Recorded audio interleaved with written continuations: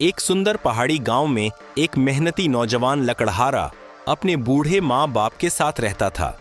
हर सुबह वह कुल्हाड़ी हाथ में लेकर जंगल जाता, जहां वह लकड़ियां काटता था। उसकी सुंदर सफेद गाय हमेशा उसके साथ रहती थी। वह पेड़ के नीचे बंधी चुपचाप अपने मालिक को काम करते हुए देखती रहती। शाम को जब सूरज डूबने लगता तो लकड़हारा लकड़ियां गाय की पीठ पर रखकर गांव लौट आता। घर पहुंचने पर उसके माँ बाप दरवाजे पर मुस्कुराते हुए उसका स्वागत करते।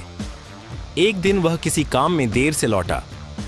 गोधूली का समय था और जब गाय ने अपने मालिक को आते नहीं देखा तो वह बेचैन हो गई।